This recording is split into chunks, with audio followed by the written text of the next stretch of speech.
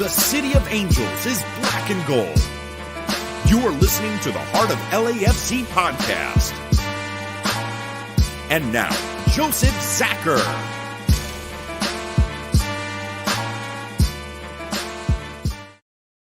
Greetings, Los Angeles. This is episode 172. I'm going to call this one Club Life. Let's welcome back our crew for this one. I see Kwon on here and Cesar Gonzalez, and eventually we'll see Jason popping on as well. Christine, how are you doing today? Oh, man, I got here by the skin of my teeth. So I have practice on Thursday nights, and we end basically at 9:30. There was an accident. You know, all LA people know we are subject to the gods of the freeway. But I did some crazy Fast and Furious driving, and I literally slid into my living room.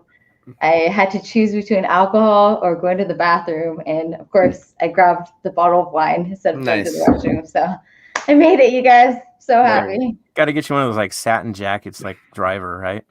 Oh, that would be, yeah, exactly. Gold satin jacket. She just finds her way through traffic, gets on, all the way into it, and there it is. So, Christine, we love that you're back and that you're safe and you made it through that crazy traffic because, dude, got to have our all-stars in place for sure. Now, Cesar, how are you doing, man? How's things up in Seattle? Doing well. We are done with the snow, I think. So, kind of excited we're still going to have rain, but just kind of excited that we got to see the sun today. Expecting the sun next weekend. So, probably going to go out there and back there you see my golf club, so probably gonna hit a range for sure a couple days of the week, and then I'm hopefully gonna get my butt out to a course. Nice, sir. That's a good thing. I got to get out. I'm looking forward to this weekend and next weekend because it's my spring break next week. So hiking, I think maybe we'll bug Pat about LAFC hiking club or something like that, and there it is. So, dude, welcome, guys, to the show. Now, of course, usually we kick into the football right away. This time it's going to be a little bit different. We're switching it up a bit. We're going to focus on community first before we get into the football. So, without further ado, let's get this ball rolling. While physical distancing has been the order of the day, our Black and Gold family has shown an amazing ability to find ways to remain tight-knit and committed to the ethos of being shoulder to shoulder. This ethos has played a major role in the rise of a wholly different and positive club culture that we've become accustomed to at the bank and even Christmas Tree Lane. Our amazing members, though, have put in a lot of work and created some social clubs that we now know as the Black and Gold fan clubs. You saw it all the last few weeks, and honestly, a lot of us already know about these things. But rather than us telling you the story of how it happened, we need to bring in the experts. So we're going to hear from a legend today, and honestly, a titan of the cause for our club and for our culture. So without further ado, let me welcome Brother Patrick Aviles onto the show. Pat, how are you doing today? What's up, everybody? Thank you, guys. Welcome to the Heart of LAFC. I think the last time we saw you was episode 2. So welcome back, brother. This is awesome. I mean, I have to commend you guys on this awesome production you have here. You have me in a little green room. You've got the little scrolling titles. This is professional stuff. I love it. It's like we've all grown up. It's so bizarre. Yeah. No, I got to, credit goes to the podfather himself, Jerry Jimenez, of course, who's helped us in this process to kind of transition along and get off of just being audio and going full tilt. And so that's where we're at now. So again, cap tilt to our brother, but we got you, Pat, and I know you, let's be real. Not only has it been the social club thing and building that, but the supporter groups, the 3252, if there was a guy that could write a book about LAFC and the fan experience and the supporter experience, it's you. You've seen it all, including my madness and getting into my roles, but dude, thank you for all of that. But we want to get into why we're here, right? We've talked about supporters. We've talked about that. It's the social club. This is the rise of it. We're seeing that. So I want to just hand it off to you as to how did this come along? What got this going? Who are they and why are we here? Yeah, for sure. I mean, this is one of the coolest things I think that we've done so far, or been a part of at least with our club. these black and gold fan clubs or black and gold FC. It really shows a lot the tight-knit community that we have. So I'll go back to the beginning. Somewhere around the end of 2018, going into 2019, I started a ridiculous goal of that I wanted to run the LA Marathon. And so I've never run any single race in my entire life, but I started running and I started tweeting about it. And I was like, hey, I ran, 8 miles today, whatever, training for the LA Marathon. And then I saw people in the LAFC community start to reply back to me. And one of them was someone named Neil Tyner, who's one of the Empire Boys supporters. And, shout out Empire. And he reached out and he's like, hey, I'm a runner too. Tell me about your training. This is what I'm doing. We just hit it off running. And in the mentions, a bunch of other people were talking about running too. So that kind of already turned a light on that, hey, we're gathered together from LAFC. We're all black and gold, but we're not talking about anything on the field. We're not even talking about soccer at this point. We're talking about running. So, that kind of spurred the idea that Neil's like, hey, we should start a black and gold running club. And I was like, that's a great idea. Let's do it. Let's get the fans, our family basically from the bank, and let's find all the runners and let's do it. And let's, we can run together or we can trade secrets or whatever. So that was around 2019. And then the running club started to take off. And again, big credit to Neil. He's the captain of the running club. So this is really fan driven. He started the Instagram, the Black and Gold Running Club. We talked, we met, and I kind of gave him, whatever kind of advice I could. And, hey, let's spread the word basically. We have a good thing here. Let's throw gas on the fire and see how many people we can get. And so we held our first running meetup back then at Griffith Park. And we did just a little 3 to 4 miler, everybody welcome, beginners, advanced, whoever. And we got a cool little crowd. We had 25 people show up at the very first meetup. And so I was like, okay, this is cool. And again, Neil was awesome. He hand painted a banner that said Black and Gold Running Club and Black and Gold, hung it up there at the trees there at Griffith Park. That was our meeting spot. So that was the very beginning. And then we had a couple more running meetups throughout the year, and then just attendance kept growing and more people kept showing up. And then more people were following the Instagram and posting their runs. And that's a really cool thing that you have, especially in the running culture or in a lot of the physical activities culture, I guess, where you got these apps that track your miles and, track your statistics, but you can share them to social media. So everybody started sharing it and tagging Black and Gold Running Club. So again, this thing just started growing. But that was really kind of the origin story of how these fan clubs started, was with the running club. Now, granddaddy. Yep. Exactly. That's the granddaddy. That's the one that kind of made way for everybody. But then going into 2019, 2020, where things started to get crazy. Well, actually, I should back up. Shout out the Heart of LA Cycling Club, because these guys are awesome. Guys out of the Tigers SG. Shout out Deech. He's one of the masterminds, Luis. They're awesome because they even hit me up. They're like, hey, we love this idea, but we hate running. We all ride our bikes. Oh, that's cool. Okay. Understandable. Feel that. Right? And so, so they started their Heart of LA Cycling Club. And there you go. There's the second one that pops up. So this thing kind of started growing momentum. And again, it's got nothing to do with, the game on the field. It's everything around it. It's everything past the 90 minutes of the game, It's just another way that the LAFC community gets together.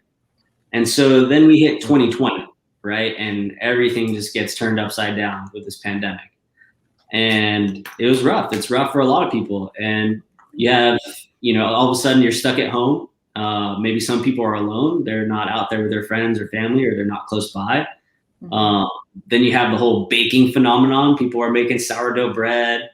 People are, getting plants. They're watering plants in their house, and everybody's starting to do all these hobbies, right? And so that's where I kind of started to keep touch with the running club, with the cycling club, with the film club that had started the year prior. And I was like, you guys are doing a good thing. They each have their own little chat groups and their little communities where, despite everybody being, individuals and separated and stuck at home, they're still connecting. They're still sharing some times together, whether it's, watching a movie and then talking about it later, or, going on a run individually and then sharing, their run and their statistics and their notes with each other. So it kind of really hit me that I was like, hey, there's something to this. I think that our club always talks about being more than just, the game on the field. We talk about uniting the world city through the world's game. So this was another way where we're bringing people together, and our community is bringing itself together. And so, yeah, you have, next thing you know, you've got like 7, 8, 9 clubs popping up, and people are just sharing hobbies and talking together. We have to find a way, right? When you build it to community first, this only makes sense, right? That they're going to find a way to get together in a socially distant and safe way, of course. But were you surprised by this? Did you think this was a little shocking to see how it all played itself out? I wasn't shocked. I think it's human nature. We're not meant to live life alone. We're not meant to be stuck inside 4 walls. So we got to get out, we got to do stuff, and we got to share life together. So I'm not surprised that it started to happen. What really surprised me was just how much of a good vibe it is. So at this point, and Joseph, you know this because of my involvement in supporter groups, I'm a madman. I've got so many WhatsApp groups. I've got so many Slack channels. Like, messages on my phone are just going off 24/7. But with these fan groups, it's on another level. It's really cool to actually jump in there and see people, like, such a good vibe connecting and sharing with each other, like giving each other tips. In the cycling club the other day, we were sharing, like, what kind of light do you use if you ride at night? And so people were like sharing that, or like, how do you transport your bike to go to a different part of the city? Do you take public transportation, or do you stuff it in a car? Do you use a bike rack? Things like that. So just this cool exchange of information, and like, people are really cheering each other on too. When someone's like a new runner in the running group, people are like, hey, you got it, just get out there and just show up this week. It doesn't matter how many miles, you got this. And so it's just such a positive vibe. And, like, I'm a little surprised by that, but at the same time, I'm not, because if you've ever been to the bank for one of our games, that that's the same vibe in our stadium. Everybody's positive, everybody's together. We're all united, we're all going the same direction and cheering each other on. Excellent. Now, do you think that these clubs are going to find a way to pretty much unite the whole stadium a little bit more than, say, just how the North End united through 3252? Do you think this is kind of a better way to glue things together stadium-wide? I think so, actually. I think that's going to be one of the really cool kind of byproducts of all this, is that you have people that have never even met in real life that are starting to talk about a shared hobby or a common interest now. And so that when we have that first game, halftime is going to be so fun, or even pregame, the tailgate, because you're going to have all these groups setting up their meetups. Like, hey, come to this corner. We're going to meet with the book club over there. Or, meet us at halftime over by the goalkeepers market. And that's where the apron club is going to meet. And so it's just going to be this really cool just exchange of people and, like, greetings. And it's going to be a pretty awesome moment when we're all back together like that. Yeah, I can only imagine a book exchange showing up at the tailgates. And honestly, I think I'm going to go hang out over with the Apron Club, because, let's be honest, the best food's probably going to be over there. Not going to lie. Oh, for sure. If you in that chat, I'm like drooling some days, because you have people that are baking cakes or making these amazing dinners or brunch. Oh, man, when they hit me with the brunch in the Apron chat, it's over. Right? Day game. We're totally set up now. Yep. Now, I was talking to Rich about this earlier, and how clubs in Europe, many times these clubs, like the ACs of the world, started as athletic clubs, different sports, different reasons to connect together, and football just became kind of the profitable one, right? It kind of feels like LAFC's reversed engineered that mindset, where the football started first, and now it's spread out to this, where whether games are happening or not, the unifying factor is more than just football these days, right? Yeah, I would agree with that partially. As you know, and a lot of people know, like, we had such a run up into our first game from 2015 to 2018 that we built an amazing community that was connected without even the football. Yeah, we were all, like, excited for it and anticipating the football, and that was the main reason why we were there. But I think along the way, a lot of people found each other and found friends and connections that didn't even have to do with necessarily watching the game of soccer. It was just getting together and talking about the culture. So I think that was a really strong part. And then the football came. We were blessed and still are blessed with an amazing team on the field that, thankfully makes playoffs, wins games, has the MVP, all these good vibes. But now we're kind of evolving into this kind of, like you mentioned, a European style where your Barcelonas or some clubs in Germany or around Europe, they're more than just soccer. They're a club that maybe has a basketball team or, a different sport team, or even just like centers of athletics, places where people in the community can go and meet under that club or within that club. Yeah, I mean, you see the cycling, you see the running, you see the foot golf. These are sports. Like, this is athletics. And it's a beautiful thing. And then the cultural side of things just gets that much better. If you were to identify kind of the heroes of this revolution, it's grassroots, right? Super grassroots. It's the movement by the people. Just like in the example of how the running club started with Neil, the captain, it was all his passion, his ownership of running and starting a community of runners together that really got it going. You have the foot golf guys that are awesome. They're out there almost every weekend playing with each other and now excited to welcome more people. Shout out to Kevin Cadence over at the film club. Yeah. He took his passion, which is especially awesome because we live in LA, the capital of the Hollywood film industry, and he's turning that around into other like-minded individuals, and they're having these amazing conversations every day about film scores or anime or certain actors and things like that. So it's just people that are sharing their passions and finding other people that are just as passionate and connecting together. Beautiful stuff. We've been beyond it. I mean, as you see, right? I think we're all kind of in it. I think Cesar, how many groups are you in, sir? I think 3 of the 7 or 4 of the 7. Yeah. I think I got 2 under my belt, and that's about it. I got to step up my game. That's all I know. Jason, are we looking at, I see the Vinyl Club. Is that Vinyl going to include a little bit of punk as well?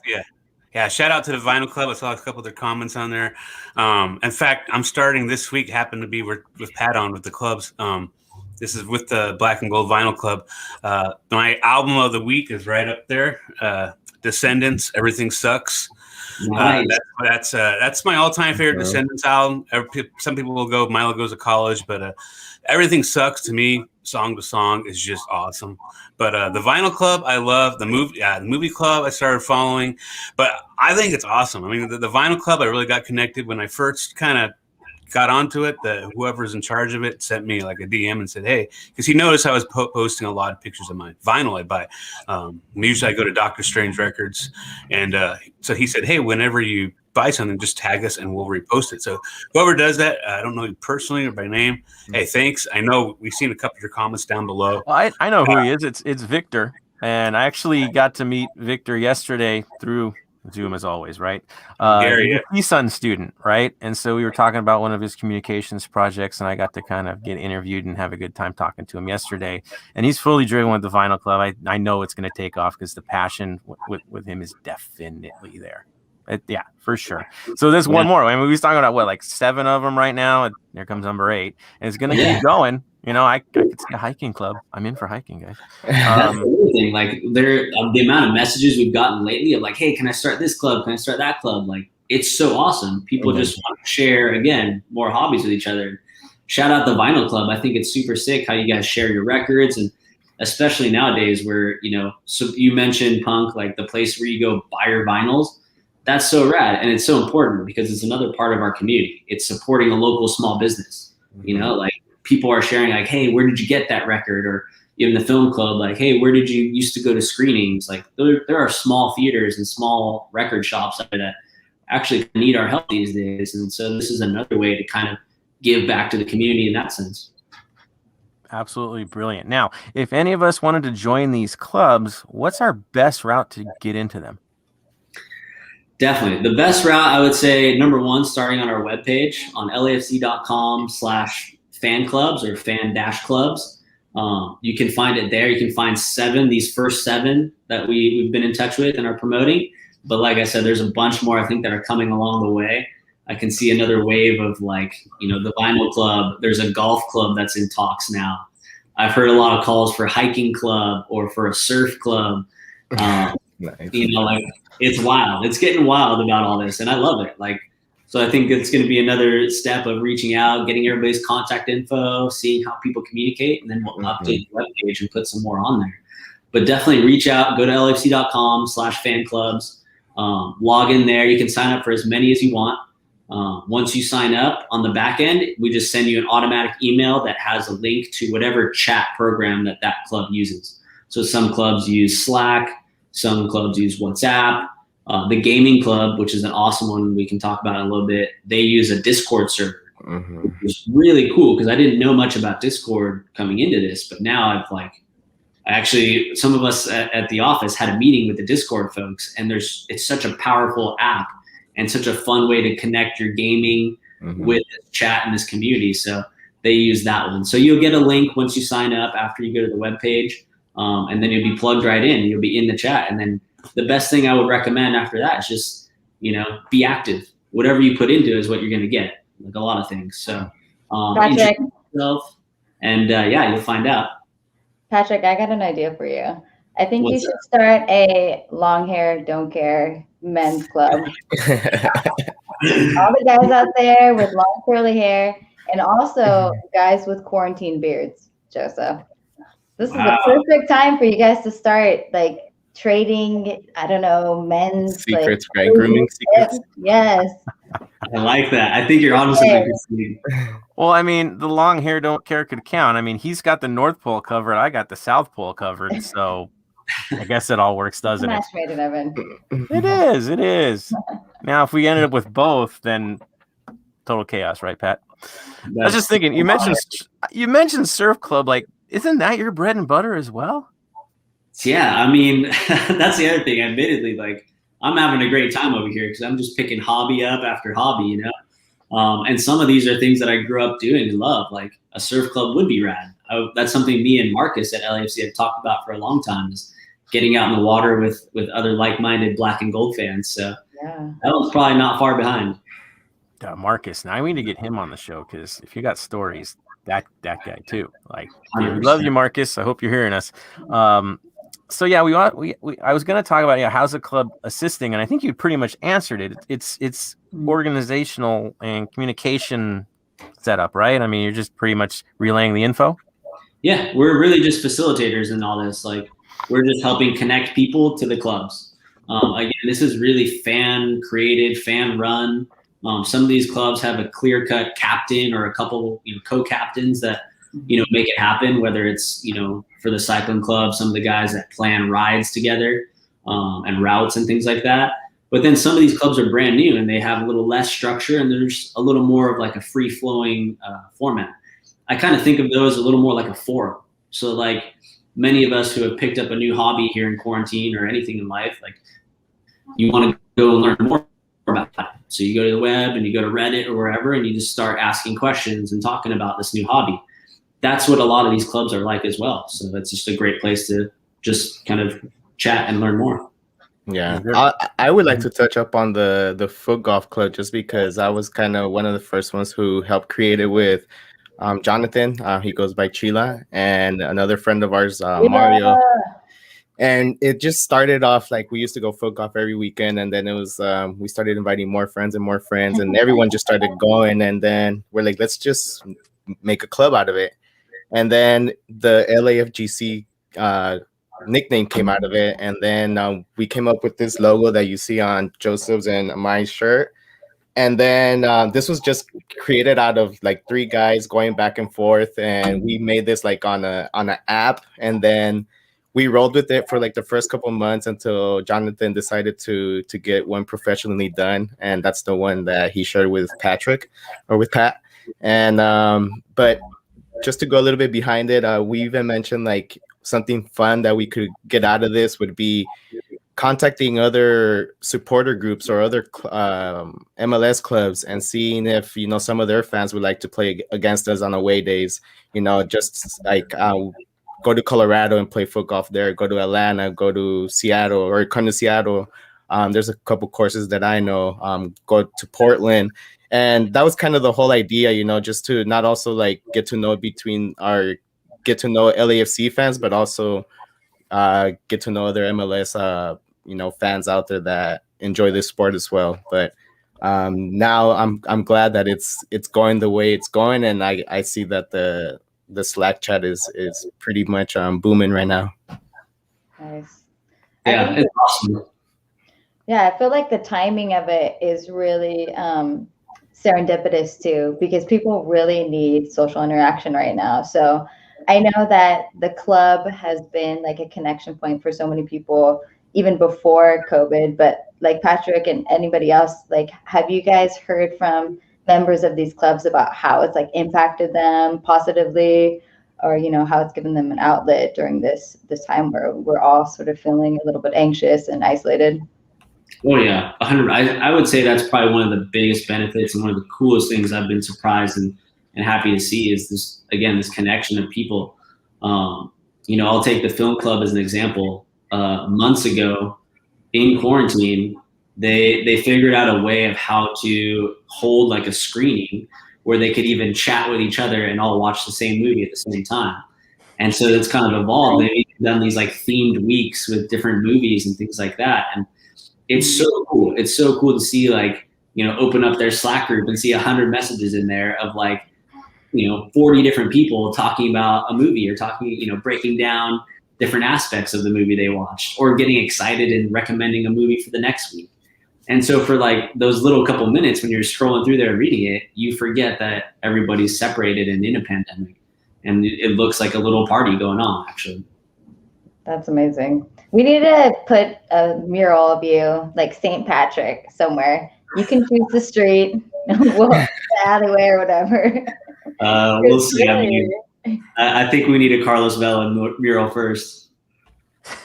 Okay, and then you. Vela and then you. Well, yeah, it's just location, right? Location. Anywhere near the supporters, it's got to be a Pat. That one. And there's a day already. There's a St. Pat's Day. I mean, it's easier to go Pat, right? Local Pat. You got it.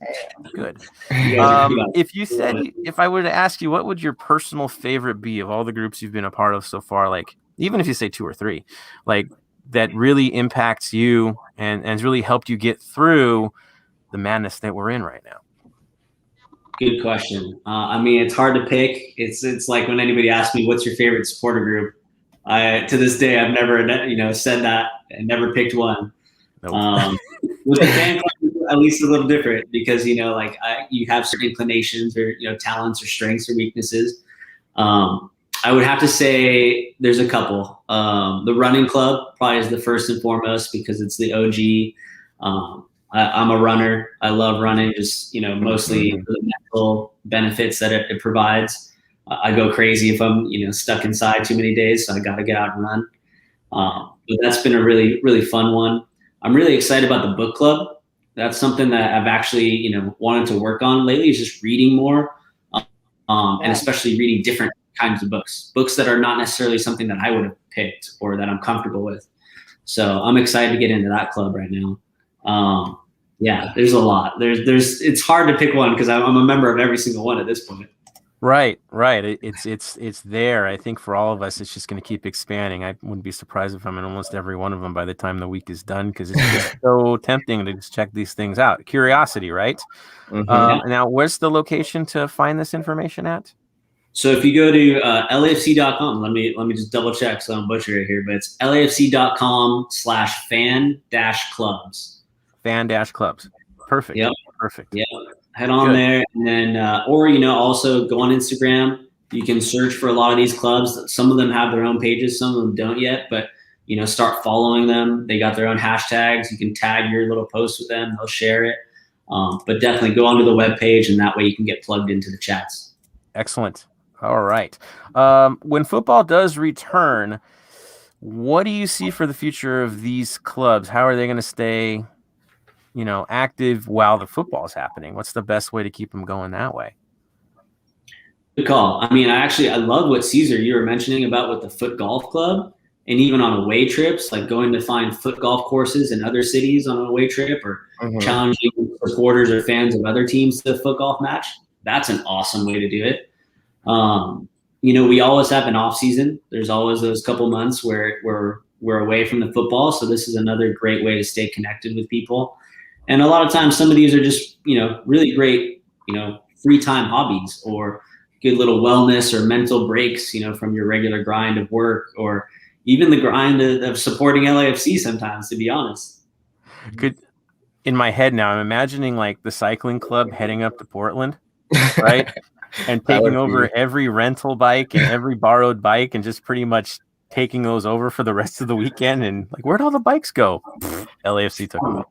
Imagine like a cycling invasion down in Carson, and everybody just showing up on their bikes. That would be that would be sick. Flight of the Valkyries, like in the background.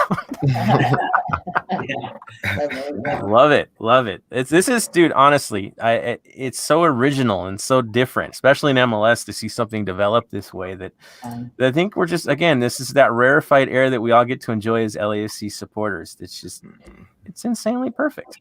I wanted to ask another thing here. Best way for new groups to expand their list. What's the best way for them to reach out to you so they can kind of get the wheels in motion? I love it. Definitely. I would probably say right away, hit me with a DM on Instagram. Just go LFC Pat, send me a message. Tell me about your club. I think the best thing, what's worked, what I've seen with these clubs and how they've grown well, is just, tell me about what your idea is for your club. And how are you communicating? How are you keeping that kind of consistent engagement with people? I don't know why I equate this a lot sometimes to parties, but like if the music stops, people are going to go home. So what are you doing to keep people engaged? Are you planning a meetup? Are you doing like a monthly challenge in your club? Are you sharing links, or maybe bringing in an outside, resource to talk more, like an expert or something like that? Like there's so many cool angles to do to keep people engaged and keep people involved. So hit me with some of those ideas. Do you have a logo? Do you have artwork yet for your club? Some of these clubs are even, so advanced, and they're speeding up so fast that they're creating their own, t-shirts and hoodies and gear. Like I can't wait to be rocking a golf club polo when I go out to the That would be nice. Right? That would be sick. And so it's really cool. Like, what kind of ideas you have to grow this thing just authentically. And I'll help out however best I can, and just kind of shine the light and magnify it. Quite awesome. Now I know there's some events coming up. Is there a central hub for, say, the events from these groups to pop up where they can look? Not really like a centralized for everybody. They've all, like I said, if you go to the webpage, that's how you get in. And then once you're in, you're in that chat, and each one has their own kind of siloed out method of communication. But like I said, I mean, that doesn't stop you from having multiple all on your one phone, Yeah, I think for Cesar, he's probably getting lit up continuously with this thing, so can't blame him there. Now, in terms of events, are there any that we should be looking out for in the next week or two, or soon? Good call. So always with the events, it's a little tough right now, as everybody knows, with COVID. We want to shy away from too many, in-person events or gatherings, and want to stay safe. I think the Heart of LA Cycling Club actually has a ride through Venice this Sunday, so that should be a good one. If you guys go onto their Instagram page, you can see what time they're meeting up and where. But you can join everybody, wear your mask, and then go cycling together with some black and gold faithful. Another good one that we usually have some pretty regular, or going to have even more regular events, is the Gaming Club. We just did a President's Day weekend FIFA tournament. And so when we do the FIFA tournaments, we do one for Xbox and one concurrently for PlayStation. So it was really great. We had like a whole bracket system, and people would, set up their matches with their opponent, schedule a time, and then go upload their scores to a separate bracket. And you could see, the tournament progress over the 3 days of the weekend. Nice. So we'll probably do more consistent, gaming tournaments. I know there's like a Call of Duty meetup every Saturday that the 110 football guys are heading up. So shout out to Jerry Reynoso. He's heading that up. So the gaming is always going off. we actually have some cool things I think cooked up for gaming in the next couple months in parallel with EMLS and our team in the front office. So we're gonna try to get something really cool going there. But yeah, that's everyone has their own kind of different vibe. Some like the book club, they don't really need to do any meetups, but I think they have a book of the month that's going to start on the 1st. So everybody's going to start to read this book, and then they might do like 1 or 2 Zoom meetups throughout the month, just as a check-in, or then maybe like a summary recap of the book and talking about it. So yeah, there's all kinds of different events going on. Outstanding. I know here at Heart of LAFC, truly is Heart of LAFC. The more we hear about them, and I'll tell everybody in the chat right now, tell us so we can feature it each week. We love talking about upcoming events. So even Pat, if you hear something, throw it our way, even before it becomes public. We'll work it into the show, because really, to me, it's a bit therapeutic to see this. Really is. The distance was hard. Being away from everybody is hard, and this is one of those things where everybody still remains tight knit, and you can kind of for a second go, there's some normalcy here. So thank you, sir, for doing all of this. Do anybody else have any questions for Pat? I do. Yes. Go for it. So, Pat, I did a little deep dive in preparation. I hope that's not creepy, but so the very first episode you did on this show, you talked with Jerry about your video that clinched you this job. Yeah. I know that some people already know about it, and I know that possibly the staff gets to watch it periodically, right? Like maybe once every season. And then I also heard that you were the first employee of the week. Is that true? Yeah. Wow. Okay. First of all, I have to commend you on this research. There's more, but yeah, what did you get for being the employee of the week? So it was really fun back in those early days of the office, where there's like 8 to 10 of us, and we were all in staff meeting was just everybody gathered around the office at the same time. Yeah. But for the first award was a kind of WWE style championship belt, and it's the LAFC Employee of the Month or whatever. But yeah, I won that one. Actually, I'll actually correct you. The very first one was awarded to John Thorrington, our GM. Oh man, but that doesn't count. Right. It was tradition that the person that wins it has to pass it on to somebody else, and so he passed it on to me, and that to this day is one of my highest honors. Gotcha. And there's something called, I don't know what this is. Maybe you can tell me, what is Champions Row? Champions Row. Wow, you know your stuff.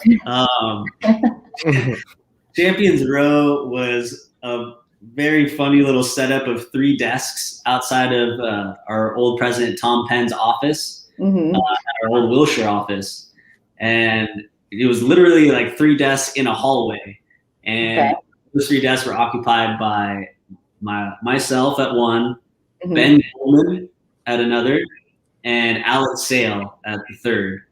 And in the early days, if anybody was around since 2015, they would see our faces the most at events.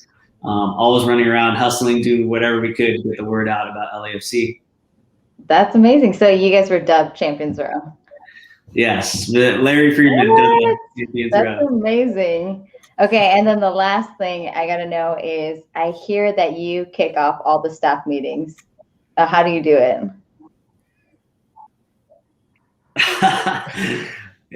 For a long time, I would kick off staff meetings by just yelling, LA! And then everybody would go, FC!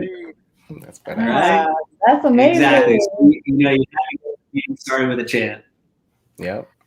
Dude, I'm telling you, this guy's a legend. He's gonna write a book. It's gotta be, and I'd be scared to find out what he's gonna write about me. But it would be beautiful. Oh, there'll be a whole chapter. Oh Lord. I just signed up for the book club as you guys were talking, so because I like reading too, and you were talking about WWE. I think a WWE club. Yeah. So I'm down for it, especially old school WWF. Yeah, WWE. Just talk about the old days, the Attitude Era, or even like pre-Attitude Era. I mean, I was little. When I was into it, I got into it with Hulk Hogan. WrestleMania 2 was the first one I remember, which was at the location where Baker, California is. At WrestleMania 2 was at the LA Sports Arena. Hulk Hogan, King Kong Bundy. So, but yeah, I think that'd be a pretty cool club. I know there's a few out there that are diehard wrestling fans, and I've been seeing some of the comments down there. I think one of my favorite ones, Brendan suggested that the Apron Club have a MLS bake-off, cook-off. That would be pretty cool. There it is. MLS do a great MLS bake-off. I think that would be a pretty cool one. I'm down for taste testing. I think we take it. We're LA. We have like all the best food. Like won't even be close. There's so many foodies out there. Like whether it's going to taste at restaurants or then going home to try it. Try to make it yourself. You would definitely try. Yeah. Not even close. I'm thinking wrestling and like tag teams and Pat and Rich, and I'm like Axe and Smash maybe.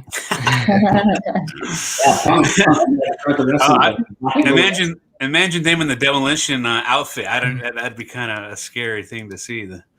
And now he's thinking of Halloween. You see it? Wheels are turning. He's already thinking that way. He'd do like it too. Rich would be like Gold Dust, just full of gold, makeup, head to toe.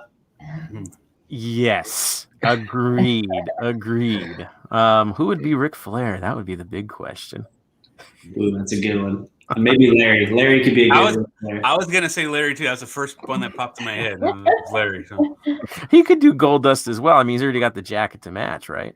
True. There it is. Well, Pat, we've been blessed today to hear everything regarding the rise of the clubs, how it's staying together.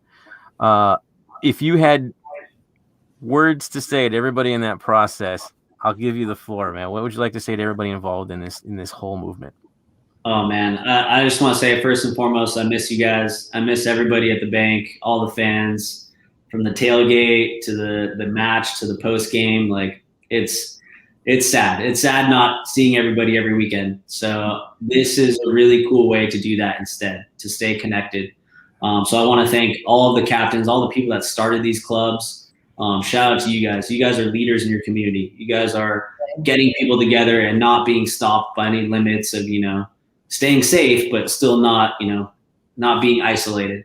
So I think that's awesome. The last shout out I'll give to Alex Sale and Andrew Quirk at our front office, who have helped me kind of, wrangle a lot of these clubs or set up the web page, be able to, get the functionality of the back end so people get the automatic invite to these communication platforms. So big thank you to those two guys. And again, this is all fan created. So I want to thank the fans because you guys are creating this community. You guys are making the connections and keeping it going. So thank you guys.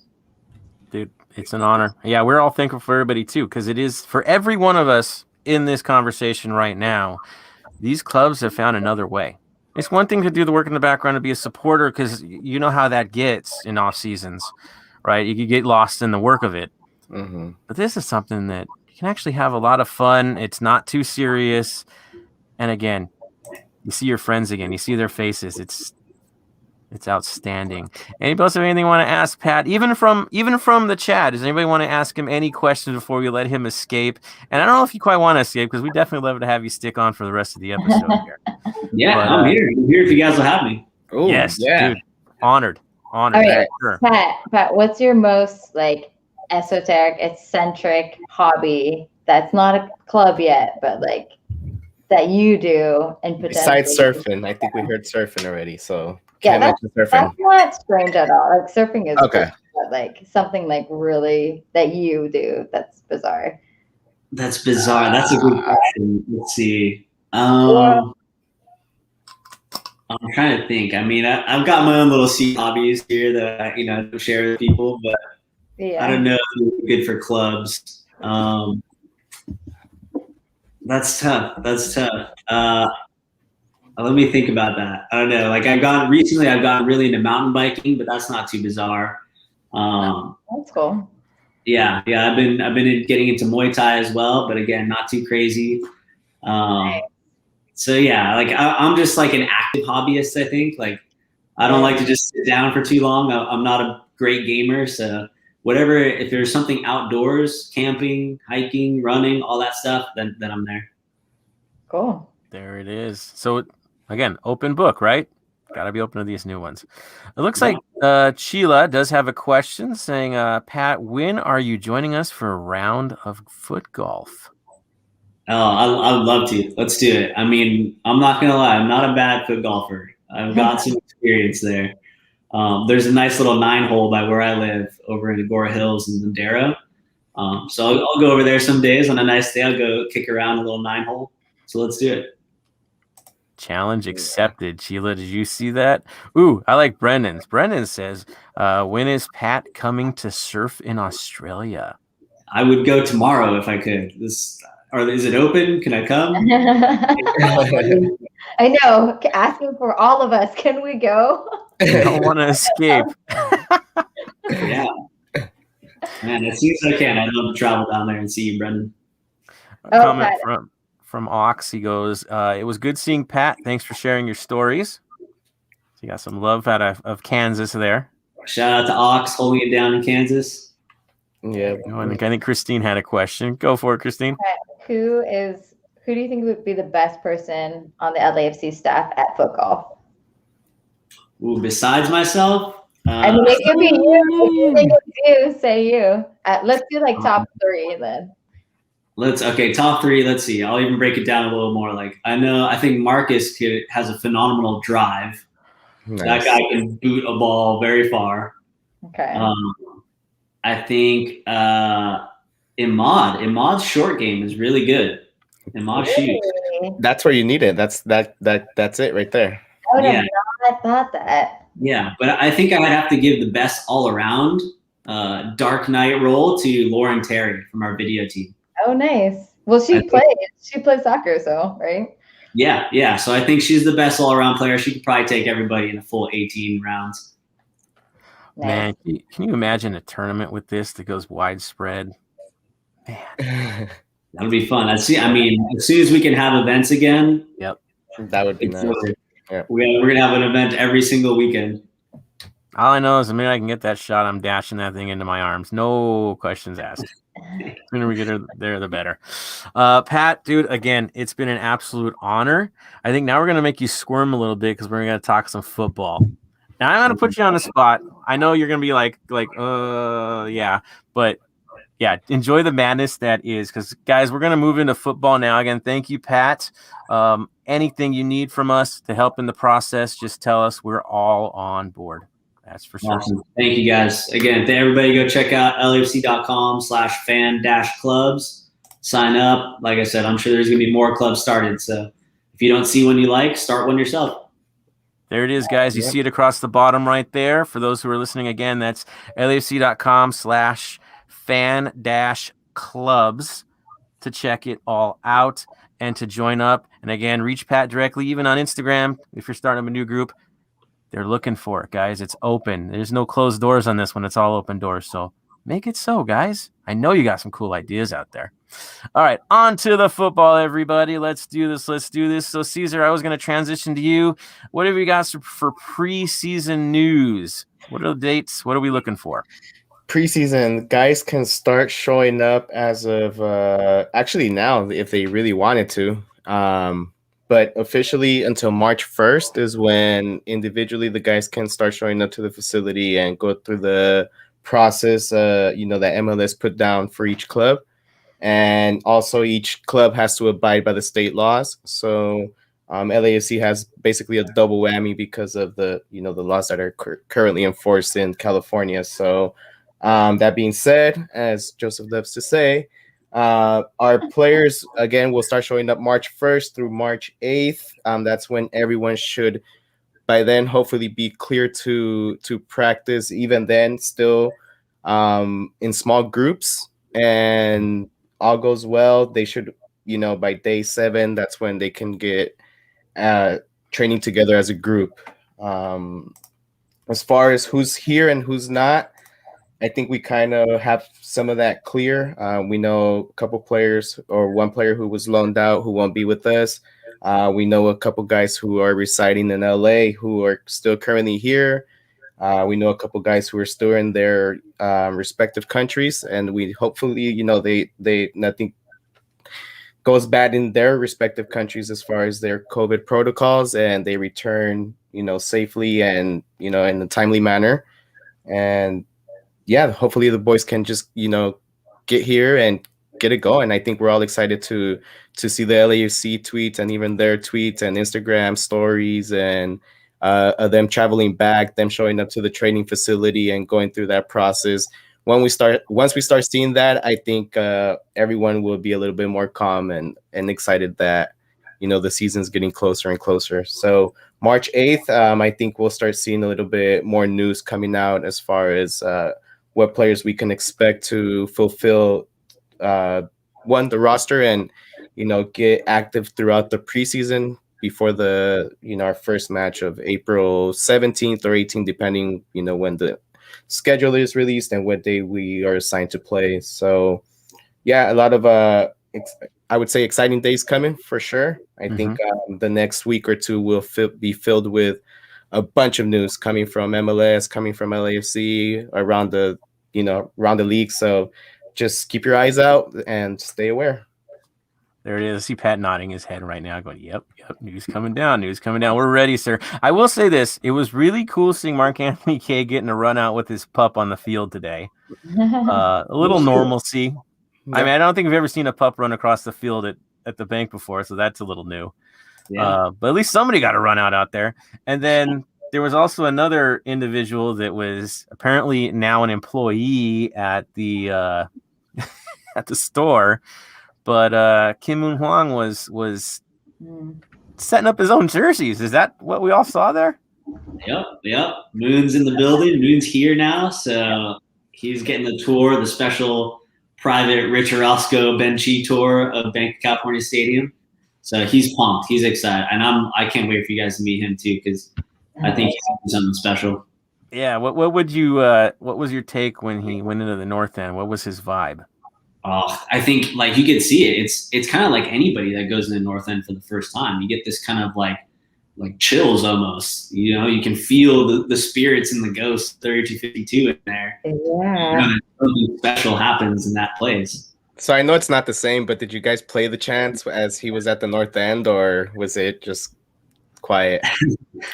We've been pumping him with videos like for months now. Just like, this is what to expect, man. Like, one of the reasons I can't wait for this pandemic to be over is so that he gets to experience, the North End at its fullest. I'm sorry that BWP never got to really feel it. Right. Yeah, that's a bummer.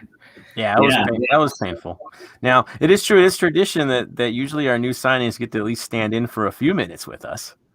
I know in life it's better. We got to get him to come in. I know it's going to be hard because he's going to be playing for us, but we'll find out. Yeah. Now, we saw him putting the numbers on the kit. Are those kits now for sale? Can we head to the store and pick that up? Yep. The Moon kits are for sale. You can go check them out. I think they're going up online too if you want to order online and have it shipped or do a pickup. So yeah, see that update in the next week. But yeah, you can get your Moon jersey now.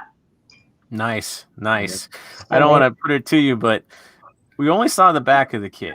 I know. I was gonna say I had the $1 million question, but don't put you on the spot. But what does the front look like? Oh, the front's gonna be cool. It's gonna be strong. I'll say that. So, is there a sponsor in the works? There's a sponsor in the works. There's a new kit dropping very soon. I think you guys are gonna be pretty stoked. In the next couple of weeks, there's gonna be a lot of fresh new looks. Nice. Oh no, we got lag. We missed a little bit of Pat said. Maybe that was intentional, guys, just to mess with y'all. I know. I was hitting the buttons. He's like, it's gonna drop on. I'm like, no. Actually, I'm really looking forward to seeing how the away kit actually looks. If they're, when we do the kit drop, are we probably going to be expecting like the sponsor to show up on that one, or are we going to kind of start off with blanks? We give away that? You'll definitely see a sponsor. You'll see a new sponsor. You'll see a fresh new away kit. It's called the community kit. It's got its own special name too that I won't even reveal yet. But there's gonna be some really nice things that are about to drop. So my question is, usually we have like something, nicely, put on by you and the rest of the LAFC front office, where we go somewhere and we see the kit, and it's released in front of us pretty much, and we get to buy it there. But since, with the whole COVID protocols, obviously I think we can all expect that it'll be a lot different this year. Will we be able to pick up the kit at the HQ or online or? Yeah, that's a good question, Cesar. I mean, a little bit of the bummer is that, we won't be able to have an awesome party like we did last year. If anybody remembers going to Chinatown and going to the awesome gas station pop-up that we did, that was so much fun with the giant Target boombox and all like 4 different nights of partying. That was memories for sure. So we probably won't have something that extravagant this year. You still will be able to pick up the kit when it drops on launch day at LAFC HQ at the stadium. We'll try to make it, as safe as possible. COVID protocols for sure. Maybe even do like a little pickup outside in the plaza as well, so we have more stations that are distanced. But for this one, we're really going to focus heavily on the digital aspects of it. We've got a really cool plan that I think a lot of people are going to like how we reveal this kit.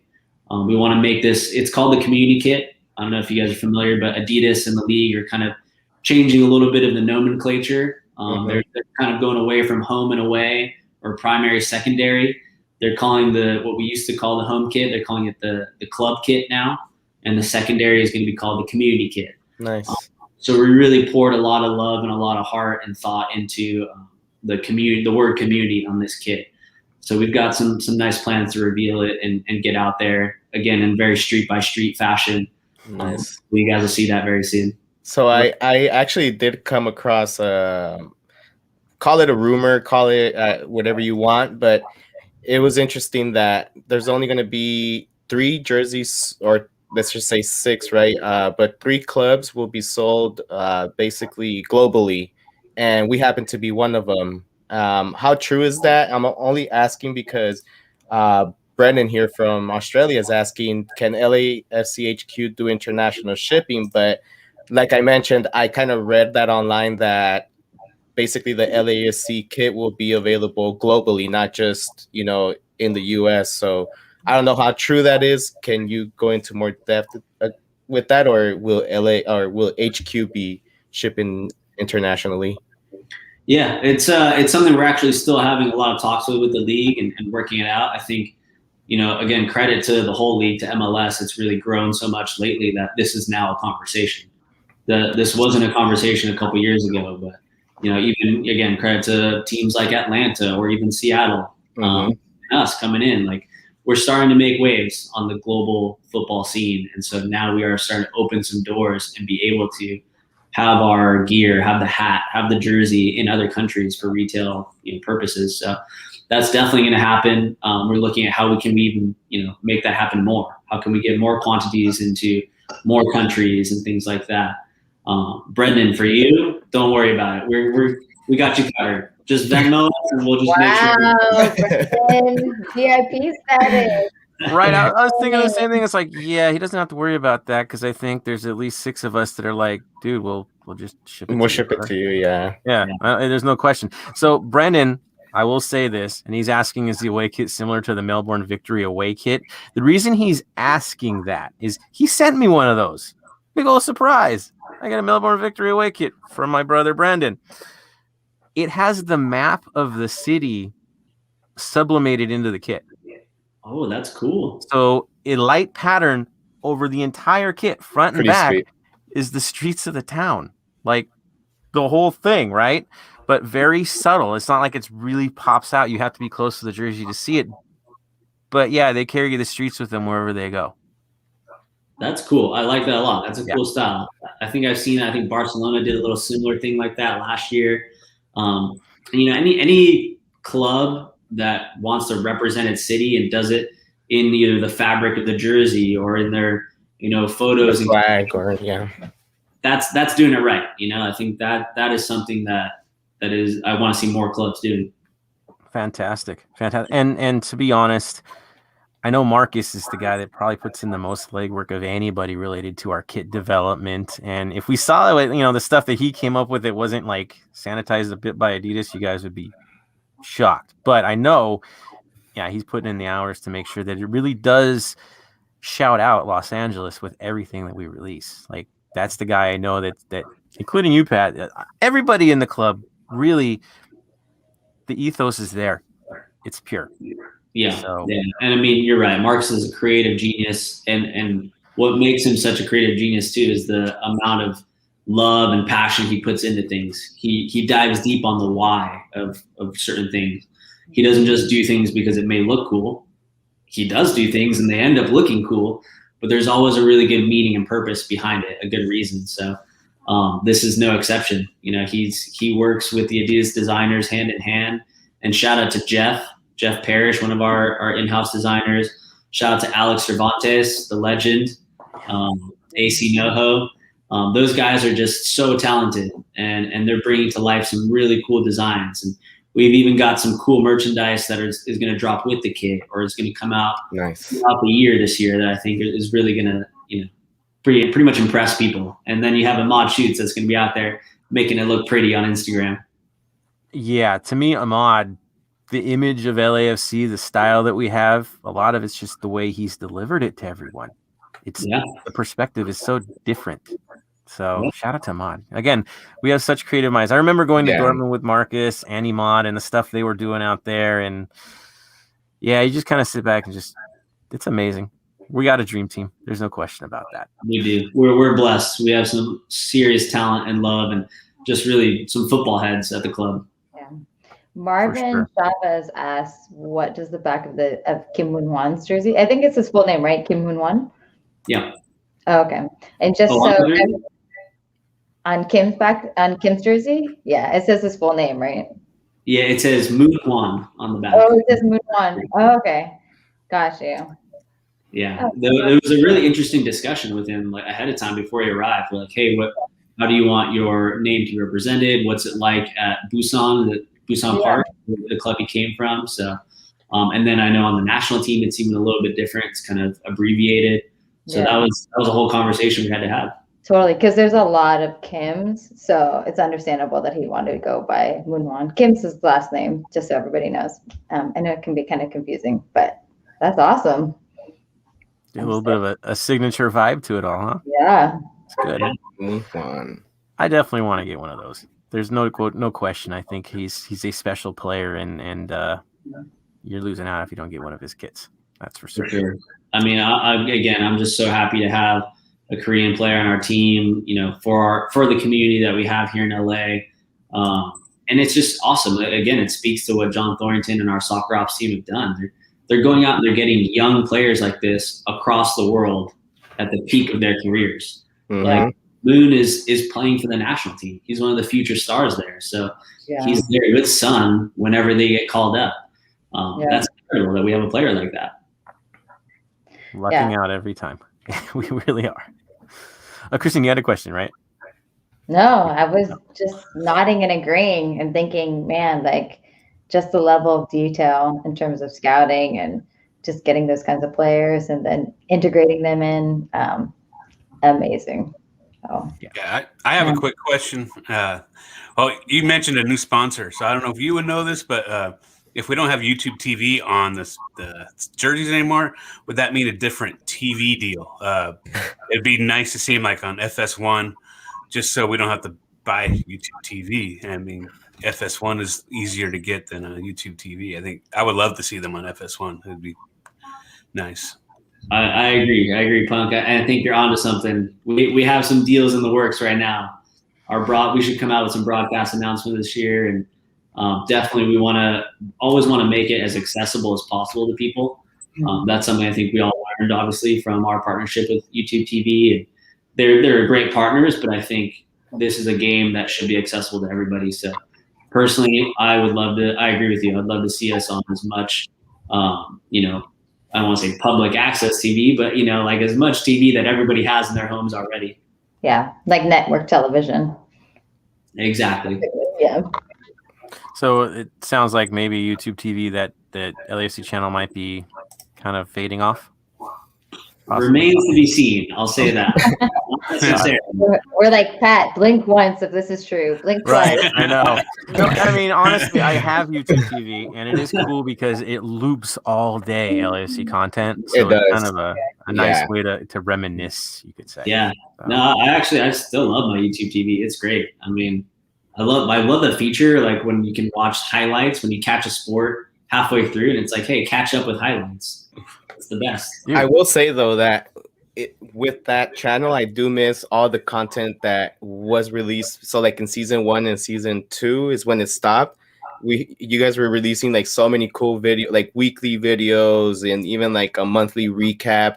And it was just cool because I mean, even though we're there and you know we live those moments, well, some of us, and then there's other people who live it through TV. It doesn't matter. You live it and you just like happen to relive it that way. It was something cool that I would go home to and just be like, it's 10 p.m. I can watch this, or it's 9 p.m. or it's 2 a.m. or it's 11 a.m. It doesn't matter what time of the day. I could just go on that channel and, you know, watch something new that you guys release. So that's something definitely that I can reminisce and say I miss. And if something does happen, I will miss. Yeah. Thank you, man. I agree. It's really cool being able to relive those experiences, and our broadcast team, our video content team, do such an amazing job with interviews and behind the scenes and all the really cool specials and documentaries that they do. So there's some awesome content on there. If anybody hasn't seen it, go check it out. Yeah, I missed the We Are LAFC show. The first season, amazing shows for a first year team. It was like we've been around for years, and they were just amazing shows. I never got tired. Every time there was a new one, I was like, all right, a new one to watch. And even like the intro, the chant that We Are LAFC, it was just like, and Max did a fantastic job on those shows. So, and I mean, he's the best in MLS right now. Yep, I agree. Game changers, as always. No doubt about it. So we're going to keep moving on to the football. And Pat's like, man, quiz show, man. Whoa. Dude, again. We're like, what about this? Now, I will say this because I can't help but digging. Our media team's not going to be hiding the front of the jersey like a certain team is currently hiding the back of their new jersey, right? I mean, that depends. We'll see. We're hiding some stuff right now, but there will be a time where all will be revealed. It won't be the eyesore of the year, though, like certain clubs can not admit to, but something to celebrate, right? I would agree with that, yeah. There it is. Complete. Cool. Let's move on from the kids before we throw Pat under the bus too far on this. All right, so other things are going on. MLS Extra Time actually ranked LAFC as the second best team in the power rankings at this time. Christine, what did you surmise from that conversation? So I'm just going to summarize essentially what they said and then ask you guys what you think about it. But yeah, so their assessment was that Columbus Crew and LAFC were really ahead of the pack, and LAFC is the second best club going into preseason right now because of our CCL run. They mentioned Tigres, but I think if you just look at the entire CCL run, historic, obviously, and also with different squads. The fact that we added Kim from the K-League, we brought back a lot of our young players, and that we have a DP slot open. So there is a possibility with the DP slot. There's also sort of a question about who's going to fulfill that B-Rod vacancy. But at the same time, we got Moose and we got Corey Baird, two extremely strong attacking players. We also have the back line. So we re-signed Murillo. We have Farfan as sort of insurance policy, as they say. And we have Blackman, who is versatile. He can play center back. He can play on the outside. And the last thing that I'll say that they said is that we have a year of experience for a bunch of South Americans, including Palacios, Sifu, and Janela, who've gotten a season of LAFC under their belt, a very difficult season. So moving forward, they're going to go into this upcoming season, just more experience and being able to integrate themselves in the team more. So all those things combined, LAFC is looking like the second best, second strongest club going into this upcoming season. It was nearly unanimous, right, from the panel. Yeah. Absolutely. Yeah. You know, the strange thing that they said was that they were going to get a lot of flack for it, and I was like, why? So I don't know. Why do you guys think that they would get a lot of flack for it? Because of our record in playoffs for in our first 3 years, because we lived up to expectations when it comes to during the season, but playoffs is where it's where the big question mark is over our head. Obviously, we first season we broke the record for a first club MLS team for that many points, and then the following season we come and win the Supporter Shield, and then 2020 doesn't really go our way, but we still make it to playoffs. We make the CCL run. So basically right now what everyone's saying, but they choke, but so we have that but hanging over our head. So that's where everyone's going to come and attack anyone who's always going to put LAFC at 1 or 2 or even 3, just because of we don't have the history like many clubs do.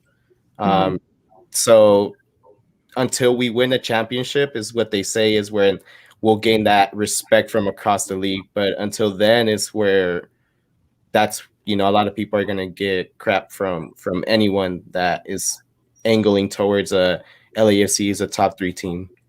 Gotcha. Yeah. I listened to the podcast too. One compliment they really gave was where it makes us in Columbus so far ahead of everyone else is that we can lose one player and still be a great team. And they talked about 3, 4, and 5. They lose one player and they're terrible teams. I was surprised they had New England as 5. I was like, wow, New England is that high. But they did mention we were without Vela most of the season last season, and we still did pretty decent. And it was. I mean, they really complimented us a lot, and they said, like Christine said, Columbus and us, they said are way far ahead from everyone else. So I think it was Portland was 3, Minnesota was 4, New England was 5. Yeah, they really did mention the distance, and they talked up Blackman as well as not as the starting option, right, in any of this role, but the fact that he has the versatility to play either center back positions or the right back position. And what it's going to do is it's going to maintain a fresh roster on the back line. Fatigue shouldn't be an issue if people stay healthy, of course, because you can move him around. And he has that ability. And they're like, yeah, you get 1,500 good minutes out of Blackman and you have a well-rested and strong back line. It's kind of shocking to me to see after 3 years of gosh, your backline's just not quite what it needs to be wait, we've got depth everywhere. What is this all about? It feels weird, and it honestly feels a little dangerous. I'll say that too, because Far fans, the other conversation as well is if Palacios has struggles, because he had a few, and I blame it mostly because of illness and the pandemic. Far fan can step in the role. They're right? Depth is there. It's a nice thing to have. Third now, but me being Debbie Downer is well, are all of our DPs going to still be our DPs by the time playoff time comes around? No, not the 3 current that we have. I don't think so, in my opinion. We have one obviously on loan. I don't think we're going to get someone right now, like we mentioned in a couple pods, that it's too early to make that, to pull the trigger, essentially. It's way too early. One, because he's on loan. Everyone remember that he didn't get sold. So essentially it's not like LA. Even then, why would you even pull the trigger this early when our season doesn't start till April, like I mentioned. So if we get a DP, why not get him in June, July, August? They've only missed 10, 12 games of a 34 game season and plus playoffs. And remember, MLS is all about playoffs. So it doesn't matter if you finish 1st, 2nd, 3rd, 4th through 8th. It's a playoff freaking system. It's what most MLS clubs try to play for.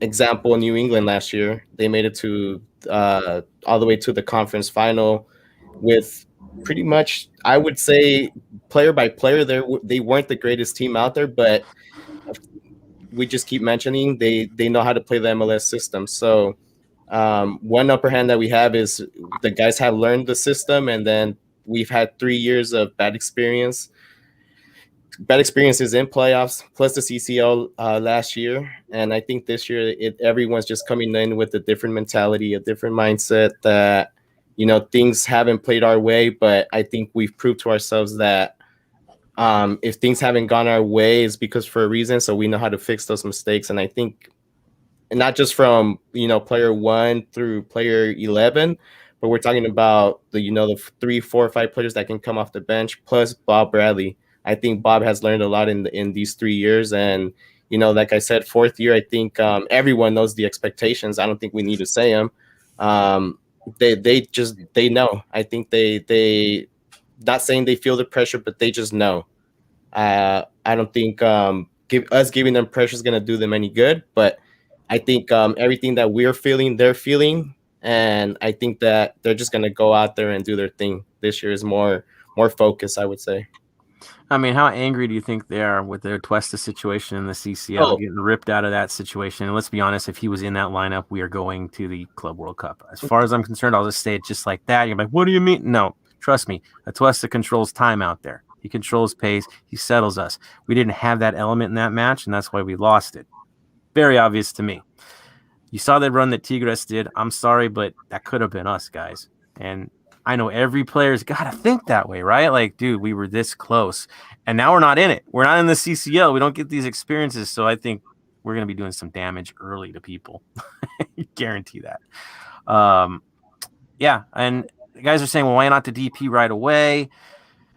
Would you rather get a guy that's under contract where you have to pay a transfer fee, or would you just wait it out until he becomes a free agent potentially?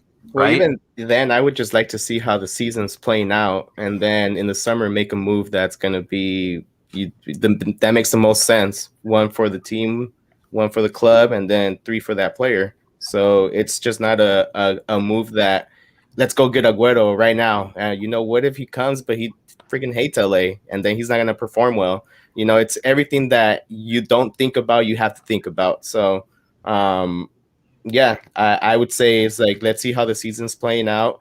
Essentially, for the first 3 years, we've played without a third DP. Right? So let's keep playing it out this way. We've broken records. We've won a cup or a supporter shield.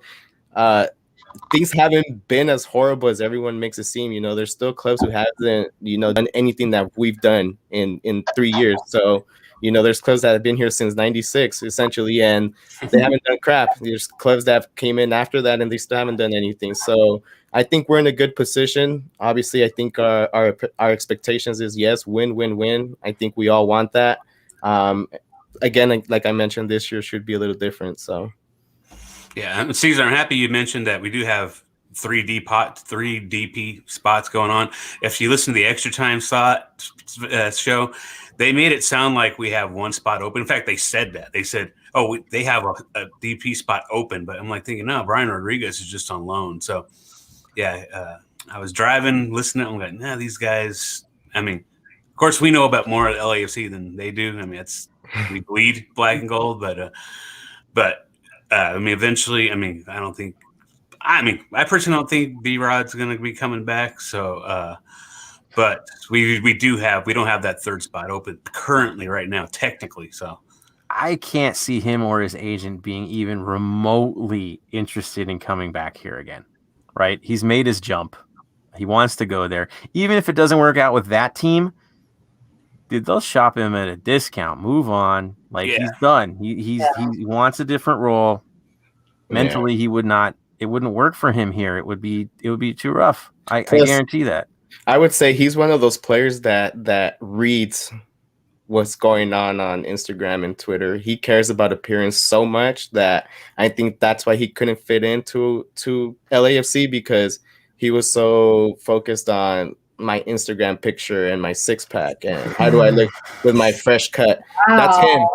That was him. And you guys know how I feel about him as a player. I think he's a top talented player that just didn't work out for us. He's it sucks. It just didn't work out. I'll put it that way. But and I think that was the frustration with a lot of people, that he cared about other things way more than his performance on the field, and the frustration got the best of a lot of people. And what I'm trying to say is I think he sees that what's going on online, that he's just probably like, screw those fans, and that's why we haven't gotten anything from him online. We haven't gotten a thank you for your support through my time in LA. Even if he's coming back, a simple gesture like that would have gone a long way with some of the fans that actually care. I know a lot of fans are like, yeah, we're happy he's gone, but there's some fans that would have liked that from him. But now everyone, some of those fans are like, you know what, screw that guy. Yeah, I saw a lot of people in his camp when he left, didn't say a word, was like, he wasn't one of us. Like, he just proved it himself by not making any thankful statements to anybody related to the club. Was kind of like, yeah, I did my time, deuces. I did get that vibe as well. It's sad. I know he's a young kid. Maybe that's why. But at least just be like, yeah, all the best. You guys have moved on. No, nothing. So I've moved on. I think everybody else has as well. That's okay with him. He can go. He's a part of our history. But yeah, a wave by would have been nice. That's for sure. Moving on from that guy, because I don't want to dwell too much on him. He's the past now. We talked about kits. We've talked about DP targets. There was a mention, Christine, about a certain player talking about coming to Los Angeles. You want to bring that guy up? I don't know why I'm talking about him when you should be talking about him, Joseph. I'll interject. Yeah. Apparently, Lewandowski's, not him, but his wife has mentioned that they would love to come to LA to retire to one of the LA clubs. Look, I know that you guys are probably big fans of him. I have seen his TikTok. People always send me his TikTok videos. The guy cannot dance. And in my opinion, if you cannot dance, I do not rate you as a elite football player. I'm sorry. But there's just something about him, like, I don't know, maybe he's just too dominant or something. But I don't want him coming to this side. So, Pat, make it stop. Just a block transfer. See, you should be part of our scouting team because we need this valuable info about people's TikTok and dances. I'm like, I don't know about you, but if you gave him a polka, I think he'd own all of you guys. Oh, God. Him and Mueller, right? I mean, those guys, that's kind of their music, right? I think that would be more of their realm. But I think you hit the nail on the head. You mentioned the term retirement. Yeah. I don't think we're a retirement club, guys. No. I don't think that's our ethos. I don't think John Thornton is like, yeah, who can I sign that has a cool name that wants to retire here? Right? Yeah, that's not Carson. us. That's what Carson likes to do. And if that's your mindset, if that's your wife's mindset, I'm not sure your mindset's going to be where it needs to be as well. Yeah, at least don't say retiring. You know what I mean? At least say something else to the press. But I think it was pretty obvious to them. Yeah, I can think of another player in Carson that had comments that were kind of labeled that way, and now he's struggling here. So yeah, I was thinking up at the same thing. He tried to backtrack it, but he said it on his reality show he had and some YouTube channel show he had. Right. Switch, right? Switches in the head. Now you got to get that engine back started up again. Nah. Now I do know that with Leva and his wife, like, yeah, LA's kind of another place they like to come because I think she has business interests here. So yeah, there's a few Bayern like connections there. I know Alaba likes to come out this way too. He won't be a Bayern for too long. We know this. Boateng as well. He's been spotted here a few times. Again, can I think of any of those guys kind of melding into our system after 2 more years? Nah. I mean, Leva's cool and all, but I think if Leva comes to MLS, he's going to Chicago. Sorry, you know how they operate. So, yeah, the population there, it would be like the better fit. So I don't think he's coming this way. And if he does, I don't think it's to us. I would think it might be a little farther south if he does come this way. So that's my predictions. We'll see. It would hurt to see him playing for them, but it is what it is, and that's the business of football. Yeah, so we're there. Now there's also a good call up here. Cesar, who got called up to the under-23s? So I think we missed 2, right? Because so I know we got Marco Farfan on our list that got called up to the U23 short list, or we say long list, and then there will be a short list. But he's on that list, and he's actually represented the U.S. men's national team U23 quite a bit. So the chances of him making that list are pretty high, I would say, at this point. So that would only make things interesting for Chiquis Palacios, I would say, because this would help him get in form in many different ways. So Chiquis has to be careful, I would say, in that sense. And then I know Tomas Romero as well. He got called up to, I'm not sure, to the El Salvador national team, is it? Right? Yeah. So he'll be representing them as well. So we got two guys basically potentially can represent their respective national teams at the next Olympics. So he's 20 and he's repping the U23s, right? Yeah. Mm-hmm. Young kid. I can't wait for him to pressure everybody in this roster and the current keepers we have in place, because I think he will. When they slip up, he's going to take it. So future guys. Good news, right? Anytime we have somebody representing us at the national team level, that's a feather in the cap for this club. It's also a selling point for every one of these guys. So Farfan's an interesting thing, because I think in depth chart we're looking at him as a reserve, and he's featuring for the U23s for the United States. Pressure, right? A little bit of pressure there. Good news for all of us, because again, age, we see the youngsters. It's good things. We were going to talk about a B-Rod update. Cesar, limited playtime, right? Yeah, that's pretty much it. He was forcing, in a way, his way out of the club, and it was a last-minute transfer deal, we would say, on deadline day for Europe or Spain, because I think everyone had a different day or a different time, I would say. So kind of a last-minute transfer deal with Almeria, and since he's arrived, there's been a total of 4 matches, and I don't think he dressed up for the first one because it was like the day he arrived. And then the following 3 matches, he's only gotten a total of about 10 minutes. So again, we don't know what the clause says for for Almeria to buy him when it's all said and done. But at this rate, we can only hope that he gets more playing time.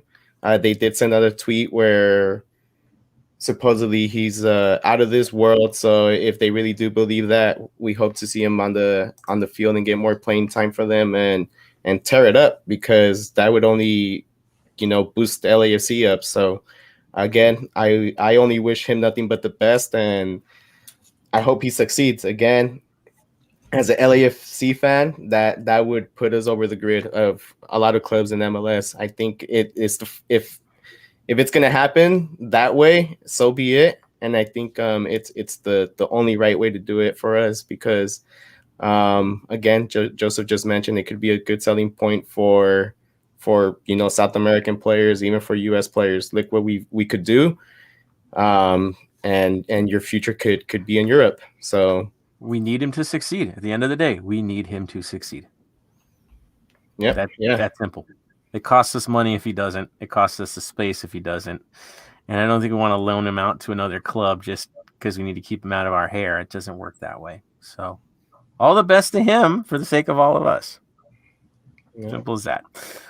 So the other conversation, an instant rumor that came out from Taylor Twellman today, was Dolo. Look at Pat. He's already, those can't see it. He's just like, I'm looking down at my phone right now. Don't ask me anything about this. I don't want to mess this up. Listen, you said the name Taylor Twellman. That's it. I'm out for that reason. Are you serious? There's 2 people in all of soccer that I just, for whatever reason, seem to always tune out. And that would be Alexi Wallace and Taylor Twellman. Yep. I agree. Yeah, right. The guy just kind of is looking for clickbait, right? Now, if it's true that somehow, some way we're picking up LVFC's footballing future, which it sounds kind of cool, but that would eliminate them from the Open Cup, according to the rules, as far as I know. Dolo would be a good choice. Be a killer choice if this hypothetical situation was actually real. If you know anything about Dolo, he's played pretty much his entire career in Germany. Lives there. He's currently the U15 assistant coach for Germany's national program.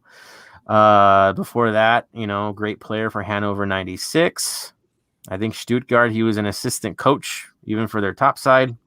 Up and down, actually, assistant levels for 96 as well.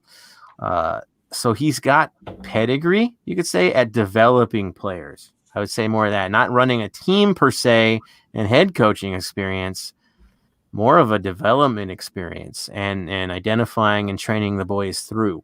So if it were him, it would be a killer move, I'd say, because, I mean, again, if this is all happening, you would have a guy that develops young players on a team that's training for our team.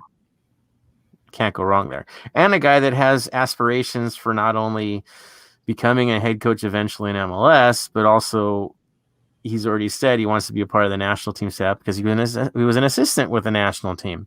And head coaching that and managing that is something that's in his wheelhouse that he wants to do. So coming back stateside after all these years for the sake of us would be a pretty impressive thing, guys. And I think I would be on board with that 100%. Pat's like, I'm not going to comment. It's all fantasy now. And that's cool with me. Yeah, lip sealed. That is cool. We would not want to put the man, the myth, the legend in the spot today on that. It's best to keep things quiet because you know what, guys, when you say stuff and it does have something behind it, you could sabotage it. So no way in heck we're going to put anybody in that position. What would you guys think about a Cherundolo assistant setup for us if this fantasy was real? I like the move. I don't know if it's gonna happen though. I'd be kind of happy being in Germany at that level and making my way up there as opposed to, coming to a USL and still kind of like, well, unless he has the the magic, someone telling him, hey, it's gonna go through and this is what's gonna happen. He must have something like that going on, but at this point, from what we know, I would say stick to what you have going because sometimes the grass isn't greener on the other side. Yeah, it was kind of a step down. It sounds funny, but dude, going from the German national team, right, and their system of coaches to Las Vegas Lights, for him technically would be a step down. And then I look at like Marsh being tapped to be a possible like manager in the Bundesliga pretty soon. I'm pretty sure if Marsh gets into there, you can't help but think that Cherundolo might get a phone call, right? Yeah. Thoughts on that? But dude, yeah, I it would be cool if it was real. Again, we don't know this yet. It would be a steal if we got him into our ranks. That's definitely. For sure. Yeah. Mm-hmm. Anybody want to add anything about Dolo? Takers. I agree with you guys. So cool. All right. Always loved the guy. I was a big fan growing up. For the United States national team, he did a great job. I would say probably one of the only outside backs in the history of the U.S. national team to really cement that role. And then just also, he was known as Mr. Hanover over there. He was one of those first American players that really made a name for himself over in the Bundesliga. So, he wore the armband too. The guy. Yeah, I know he wore the armband with 96. So trusted all the way. We'll see what happens there, guys. Again, we don't know enough, and we're not going to do that. That being said, any other stories we want to add to this before we ask some questions from the panel? Any takers? We're good? All right. So for the Heart of LAFC family in the chat, do we have any questions for Pat or us before we move on to our final thoughts of the day? Let's look really quick. What do we got? All right, I can ask Pat a question. Pat, who do you think is the most intimidating either staff member or player at the club? Staff member or player intimidating, like their persona or like their game on the field. Like their persona. Yeah. That's a good question. I think, it's easy to say Carlos Vela just because of the aura he has, of, the world class, what he does on the pitch. Yeah. He does, and he's a super nice guy. He's actually really personable, very nice, loves to joke around. So I think it's more so what we do as, being around him, you kind of are taken aback. Yeah. But yeah, I would say also John Thornton, our GM, he's super just locked in. He's so focused. He's so serious about the business of football and the game itself. So he's got an intimidating factor as well. I don't know if intimidating is the right word to use with Rich, but Rich has this other aura too. He's got a different aura that it makes a name for itself when it enters the room. Totally. Yeah, Rich, you always get the vibe that the wheels are spinning and you're not quite at that speed. That right? There's always something going on. There's an angle. We gotta catch up. And it's a good angle, right? It's on that train. Yeah, we do. We know. Yeah, line of questions kind of go that way. Anybody else within we got international memberships from Brendan. Anything related to that? Good question, Brendan. I think this is going to be your year. We have a little announcement about that coming soon. Nice. So starting striker prediction. Baird versus Moose, right? Yeah, I would go with Baird right now. Pat, throw it to you.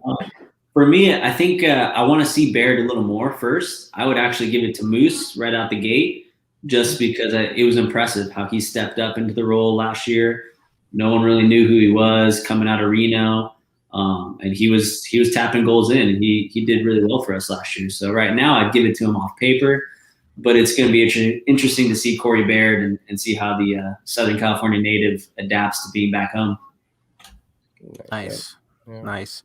Will we be playing MLS teams locally for preseason? I'll ask that. Which one? Right now, I know that they're working on scheduling some friendlies. I don't think we have anything done yet. Obviously, it's even more difficult with COVID protocols, so we're looking at probably a lot of inter team scrimmages first. But I'm sure that we'll pull off something against somebody. Cool. Sounds good.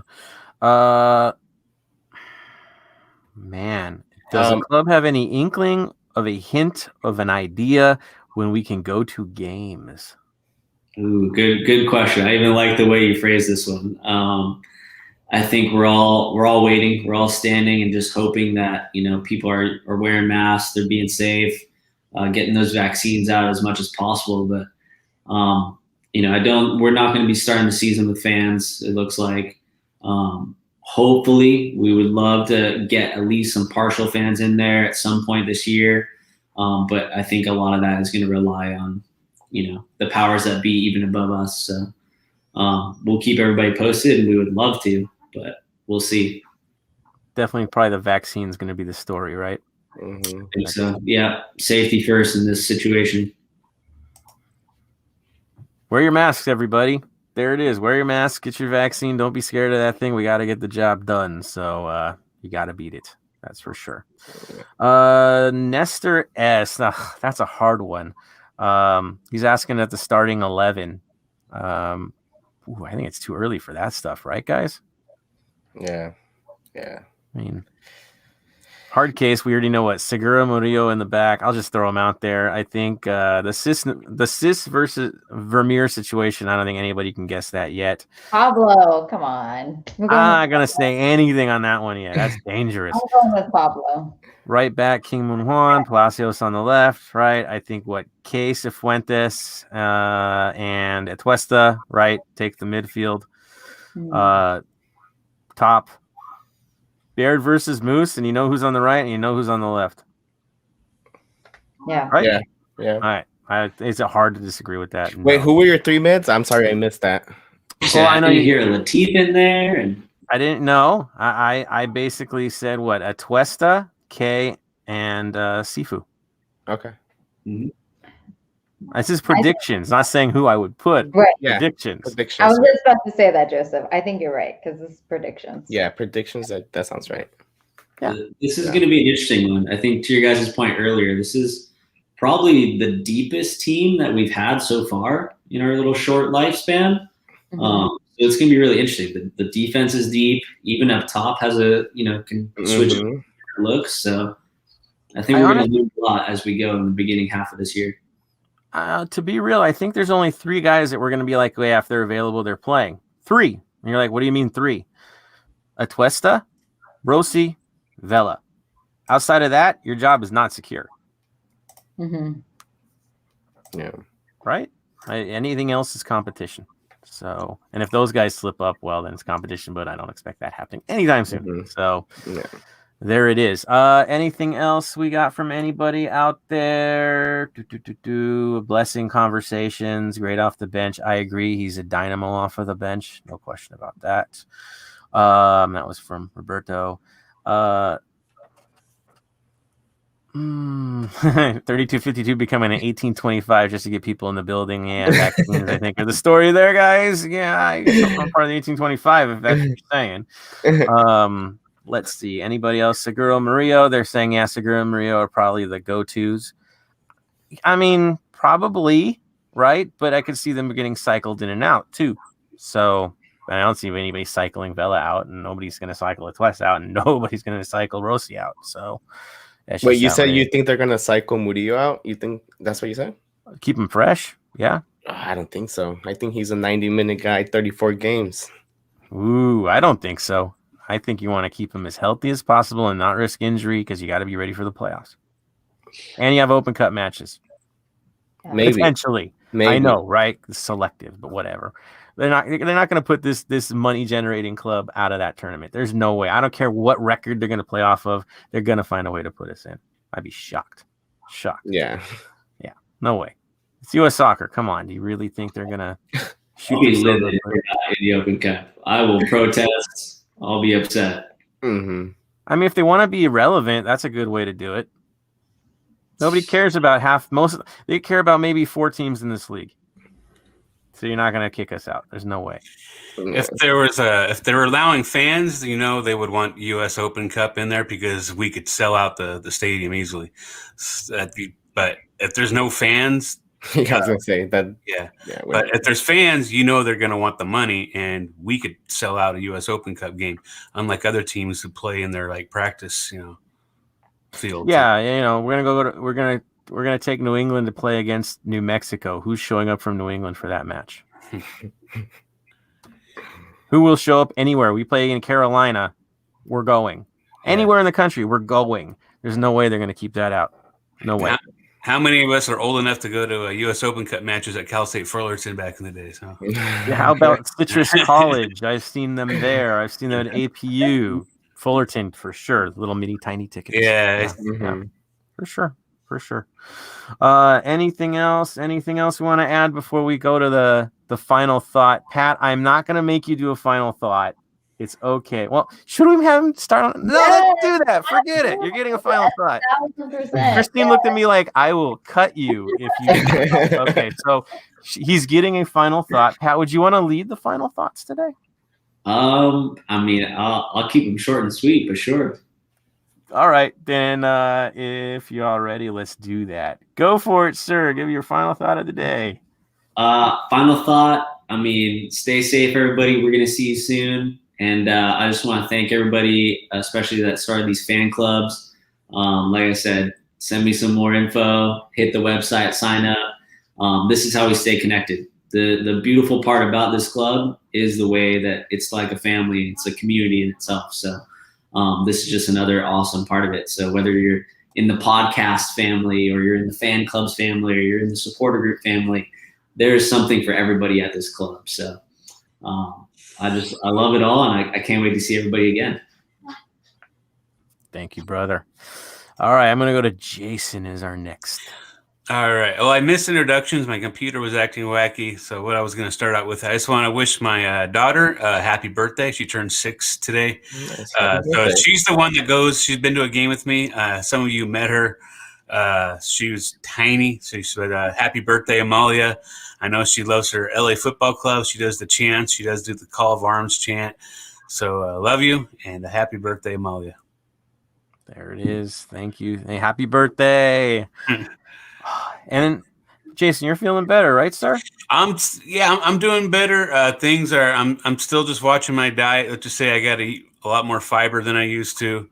But everything's doing kind of better. I'm starting to eat more regular food, and I don't want to go TMI because what I have is TMI, but I'm doing better. I'm doing better than I was a week ago. There's no more pain in my lower left stomach, so the pain's gone. So as I mentioned, Amalia, one of her favorite things to do is jump on my belly. So she's been asking me if she can jump on my belly, so she can jump on my belly again. The moment will arrive. That's for sure. Thank you, brother. All right, thanks. Christine, your turn. So I listened to a lot of Pat's interviews in preparation for this. And I've listened to a lot of interviews with the staff in general. And today it kind of dawned on me that there are so many uncanny coincidences. Like Pat, your relationship with Marcus. And I know there's lots of like connections that Rich has had leading up to, the origin of the club. And then I listened to like Larry's interview on Shoulder to Shoulder, and he had like this weird interaction run-in with like a barista, I think, in Seattle or something like that. And it just dawned on me, like the club is sort of like epic in like a Greek sense, where like you feel like things are kind of like fated for each other, people are fated to meet each other and connect, and all these different like disparate parties like from different places and walks of life converge at the right time. And I'm not one to think of whatever magic, whatever, but I really feel like all these different people and these different social clubs, these different elements are coming together for a reason. So yeah, I'm so grateful that you're bringing the community together. I am somebody who is a huge believer in community organizing and activism. So thank you, Pat, and to your entire staff. And also, I know that Marvin has been asking for our social handles in the comments, so you can go to @HeartOfLAFC to see everybody's Instagram handles, and then Pat's Instagram handle is like LAFC Pat, right?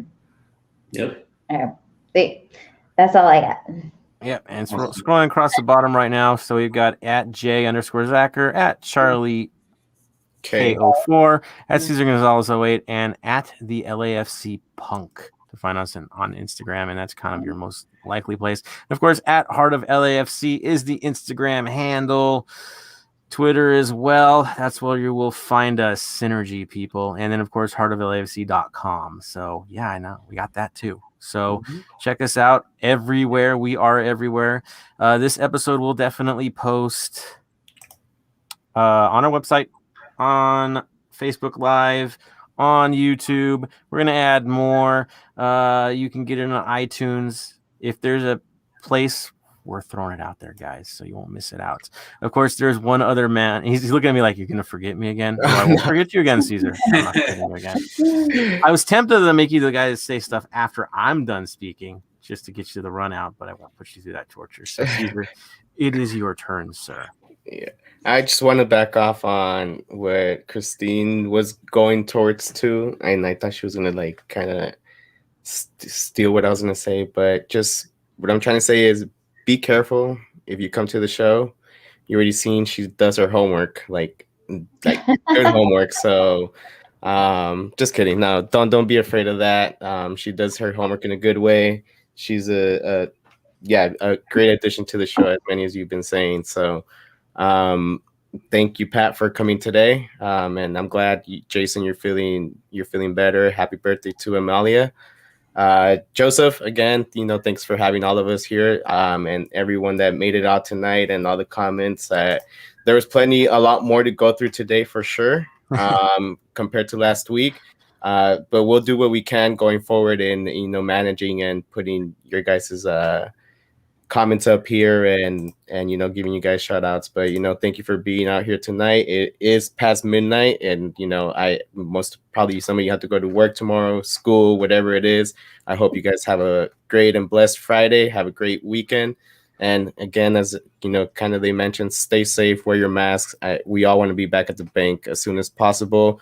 I know I will be there the first game, second game. I don't care. I'll fly out every damn game just because I want to be with you all. So again, peace out. Love you all.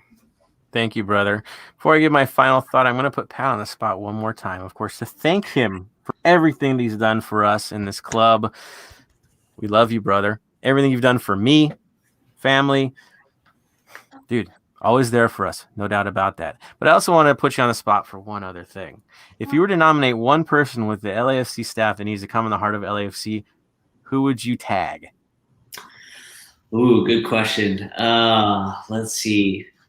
I'm going to throw out there Ida Morrow. Ida Morrow is our director of community relations, and she is an absolute MVP and club legend. She works behind the scenes absolutely tirelessly, day and night, 24/7 almost. Really being the force for good that we talk about in our club out in the community, whether it's working with nonprofits, with futsal courts, with donation drives and grocery pickups, even more so now in the pandemic. She is an all-star. And so 110% Ida Morrow, you guys got to talk to her. Ida, if you Let's do it. right, Christine, Ida, if you're up for it, Pat has tagged you. You're it. I would love to have you come on. I think we all would. Again, the unsung heroes are the story at LAFC. They always are. It's the ones that work hard, that are in the middle of the night painting tifos that you never hear about. The ones that are playing security as we're setting up around the perimeter that you're never going to see in a camera shot, but they're getting the work done. That's the story. That's the real story of LAFC. Yeah. And so when we get nominations like Ida, we want to hear from them. We would love to have them come on. So Ida, your invitation is official. On that note, I will give my closing thoughts. First and foremost, again, thank you to everyone that's put in the 2 hours of madness tonight to follow us. I see the numbers staying up. I see everybody making the comments. Thank you for engaging this and making it a living podcast. It's all of you to make the heart of LAFC. You are the heart of LAFC. Jerry, myself, the crew, again, if no one's listening, there is no show. You make it what it is. So word of mouth is what keeps us alive. Definitely tell your friends, tell everyone, tag us if you got questions. Any day of the week, throw it at us. We'd love it on the socials. Again, we celebrate you guys because you are LAFC. So on that note, as always, I'm going to say this. Thank you. Love you all. Hope to see you very soon in the stadium. At the end of the day, stay golden.